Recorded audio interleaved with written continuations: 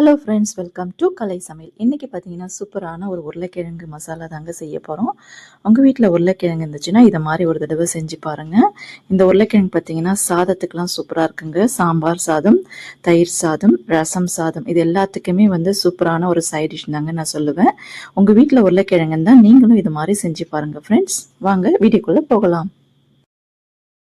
நான் இன்றைக்கி பார்த்தீங்கன்னா ஒரு 5 உருளைக்கிழங்கு எடுத்திருக்கேன். இது நல்லா வாஷ் பண்ணிவிட்டு குக்கரில் பார்த்தீங்கன்னா கொஞ்சம் மஞ்சள் தூள், தேவையான தண்ணி, கொஞ்சம் உப்பு போட்டு நான் வேக வச்சு எடுத்துக்கலாம். இப்போ இந்த உருளைக்கிழங்கு ஒரு 4 விசில் வர வரைக்கும் இது நல்லா வேக வச்சு எடுத்துக்கணும்.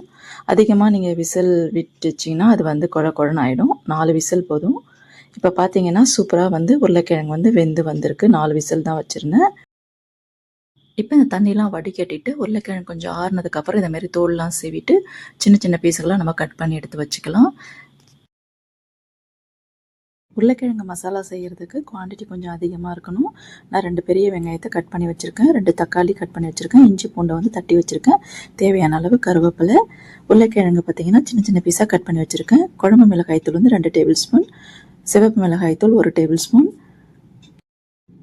மஞ்சத்தூள் 1/2 டேபிள் ஸ்பூன், கடுகு, ஜீரகம், தாளிப்பதற்கு எண்ணெய், பெருங்காயம்.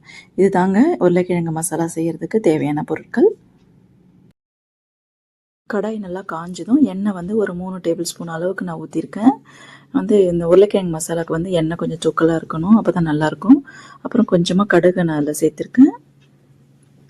இப்போ ஜீரகத்தை கொஞ்சம் சேர்த்துக்கலாம். இதெல்லாம் பொரிஞ்சு வந்ததும் இது கூட கட் பண்ண வெங்காயத்தையும் சேர்த்து நல்லா பொன்னிறமாக வதக்கி எடுத்துக்கலாம். இதுக்கு தேவையான உப்பையும் நம்ம சேர்த்துக்கலாம். அப்போ தான் இந்த வெங்காயம் சீக்கிரமாக வதங்கி வரும். வெங்காயம் ஓரளவுக்கு வெந்ததும் நம்ம இது கூட பார்த்திங்கன்னா கட் பண்ண வச்சுட்டு தக்காளியும் இதிலே சேர்த்து அதையும் வதக்கி விட்டுக்கலாம். இது ஒரு 2 வதக்கினோடனே இது கூட பார்த்திங்கன்னா தட்டி வச்சுருந்தா இஞ்சி பூண்டு இருக்கு இல்லைங்களா, அதையும் போட்டு வதக்கிக்கலாம்.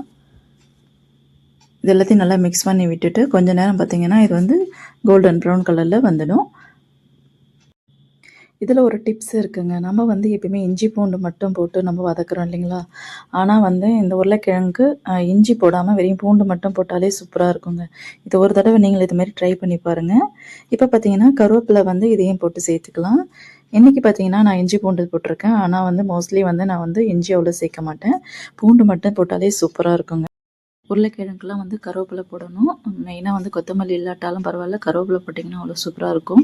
இப்போ பார்த்தீங்கன்னா அந்த மஞ்சள் தூள் நம்ம சேர்த்துக்கலாம். இப்போ எல்லா மசாலாவும் சேர்த்து நல்லா கிளறி விட்டுக்க வேண்டியதான். இது கூட பார்த்தீங்கன்னா பெருங்காயம் சேர்த்துக்கணும். ஆல்ரெடி நம்ம இஞ்சி பூண்டு சேர்த்துருக்கோம், ஆனால் பெருங்காயம் உருளைக்கிழங்கு கண்டிப்பாக சேர்த்துக்கணும், இல்லைனா வாய்வுன்னு சொல்லுவாங்க. அப்புறம் பார்த்தீங்கன்னா 2 டேபிள் ஸ்பூன் குழம்பு மிளகாய்த்தூள், 1 டேபிள் ஸ்பூன் சிவப்பு மிளகாய்த்தூள், இதெல்லாத்தையும் சேர்த்து நல்லா வதக்கி விட்டுக்கலாம். மசாலாலாம் பச்சை வாசனை போகிறதுக்காகவும் நல்லா ஒன்று சேர மசாலாலாம் சேர்ந்து வர்றதுக்காகவும் ஒரு 1/4 கிளாஸ் கம்மியாகவே தண்ணி விட்டுக்கலாம். இது ஒரு 2 நிமிஷம் நல்லா வெந்து வரட்டும். இந்த 2 நிமிஷம் கழித்து பார்த்தீங்கன்னா தண்ணிலாம் நல்லா சுண்டி வந்துடும். இப்போ 2 கிளறி விட்டுட்டு நம்ம கட் பண்ணி வச்சுருந்த இந்த உருளைக்கிழங்கை இது கூட நம்ம ஆட் பண்ணிக்கலாம். உருளைக்கிழங்கு மசாலா இந்த 2 நிமிஷம் அளவுக்கு நம்ம நல்லா கிளறி விட்டு எடுத்துக்கலாம். அப்போ தான் எல்லா மசாலாவும் நல்லா மிக்ஸ் பண்ணி வரும். சிம்மிலே பார்த்தீங்கன்னா 1 நிமிஷம் அப்படியே வச்சுருங்க மூடி போட்டு. அதுக்கப்புறம் திறந்து பார்த்தீங்கன்னா சூப்பரான உருளைக்கிழங்கு மசாலா ரெடி ஆயிடுச்சுங்க. நீங்களும் இது மாதிரி உங்களோட வீட்டில் செஞ்சு பாருங்கள் ஃப்ரெண்ட்ஸ். உங்களுக்கு இந்த வீடியோ பிடிச்சிருந்தா கலை சமையலை மறக்காமல் லைக் பண்ணுங்கள், ஷேர் பண்ணுங்கள், மறக்காமல் நம்ம சேனலுக்கு சப்ஸ்கிரைப் பண்ணுங்கள் நண்பர்களே. தேங்க்யூ ஃபார் வாட்சிங்.